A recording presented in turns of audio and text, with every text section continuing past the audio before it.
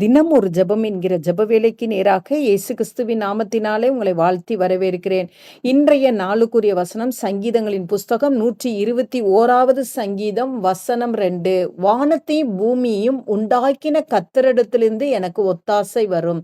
நாம் யாவரும் கண்களை மூடி தேவனை நோக்கி பார்ப்போம். எங்களை நேசிக்கிறதான நல்ல தகப்பனே, இந்த நாளுக்காக நாங்கள் நன்றியோடு உம்மை ஸ்தோத்தரிக்கிறோம். கர்த்தர் கொடுத்த புதிய நாளுக்காக நன்றி ஆண்டவரே. உமக்கு ஸ்தோத்திரங்களை ஏறெடுக்கிறோம் ஆண்டவரே. உம்மை துதிக்கிறோம், உம்மை மகிமைப்படுத்துகிறோம் ஆண்டவரே.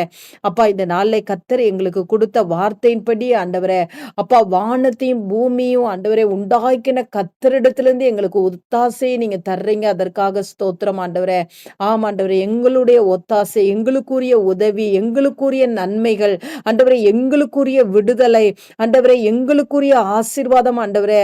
அப்பா, வானத்தையும் பூமியும் உண்டாக்கின தேவனிடத்திலிருந்து வருகிறபடினாலும் உமக்கு ஸ்தோத்திரம் ஆண்டவரே. ஆம் ஆண்டவரே, அண்ட சராசரங்களையும் படைத்த தேவனிடத்திலிருந்து ஆண்டவரே எங்களுக்கு கர்த்தர் ஒத்தாசையை நீங்க அருளி செய்கிறீங்க. உமக்கு ஸ்தோத்திரம் அப்பா. உமக்கு நன்றி அப்பா. நாங்கள் பெற்றுக்கொள்ளுகிறோம் ஆண்டவரே. உம்முடைய சமூகத்திலிருந்து நாங்கள் பெற்றுக்கொள்ளுகிறோம் ஆண்டவரே. அப்பா, உம்மிடத்துல ஆண்டவரே எல்லாம் உண்டு சுவாமி. நீர் ஐஸ்வர்ய சம்மன்னர் ஆண்டவரே. நீர் விடுதலை ஆக்குகிற தேவன் ஆண்டவரே. நீர் சுகப்படுத்துகிற தேவன் அப்பா. நீர் குறைகளை நிறைவாக்குகிற தேவன் ஆண்டவரே. அப்பா, நீர் கண்ணீரை ஆண்டவரே அப்பா களிப்பாய் மாற்றுகிற தேவன் அப்பா.